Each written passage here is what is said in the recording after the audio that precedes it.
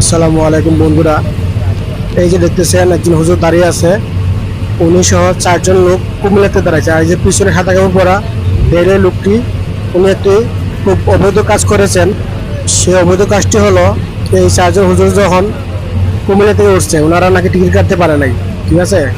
তো এই লোকটি এসে এই হুজুরদেরকে বলতেছে যে আপনারা 800 টাকা দিবেন, তাহলে আপনাদেরকে চট্টগ্রাম নিয়ে যাবো।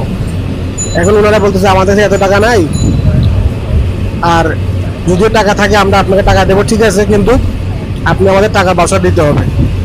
সেই লোক বাউচার দিবে না, না দিয়ে বলতেছে কি যে কিভাবে তোমরা চট্টগ্রাম যাও আমি সেটা দেখবো, ওদেরকে হুমকি দিচ্ছে।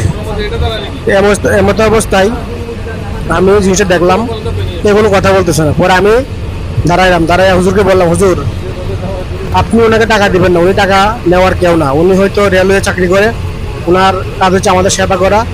যদি উনি টাকা চায়, কুমিল্লার থেকে উঠছেন, উনি টাকার বাসা দিতে হবে বা টিকিট দিতে হবে। আর না হয় অন্যতে উনি টিটিকে নিয়ে আসুক, সমস্যা নেই। টিটি যদি বলে আপনি কুমিল্লার থেকে না, আপনি ঢাকা থেকে উঠছেন, আমরা সেই ঢাকার বাড়াই দেবো, কোনো সমস্যা নেই, কিন্তু বাসা দিতে হবে, ঠিক আছে। উনি যদি কিছু বলে তার বিরুদ্ধে আমি দাঁড়াবো, আমি কথা বলবো, প্রয়োজনে আপনার ভাড়া আমি দেবো।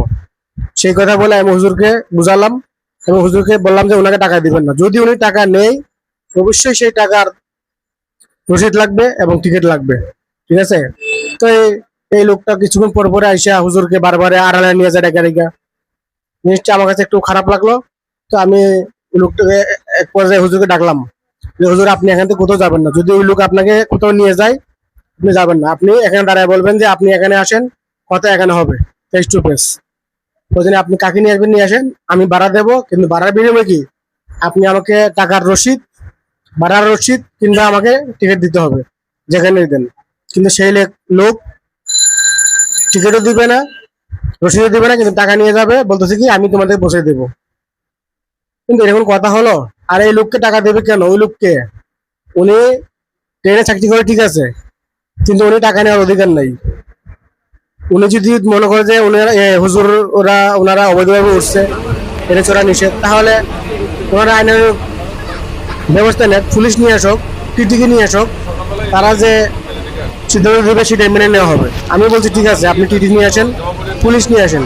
যদি টিটি বলে যে ওনারা কুমিল্লাতে ওঠে না, ঢাকা উঠছে দাবি করে, আমরা যদি বলি, আমরা বলবো যে যেখান থেকে উঠছে, কেন আমরা তো দেখছি পরিস্থিতি কিরকম, বা ওরা কিভাবে ট্রেনে উঠছে, আমরা সেই বিষয়ে কথা বলবো। যদি টিটি বা পুলিশ অ্যাকসেপ্ট না করে, ওই জন্য আমরা ঢাকার বাড়াই দেবো। কিন্তু আমাদের কাজ কি, আমরা বাংলাদেশের আইন এবং রেলওয়ের আইন আমরা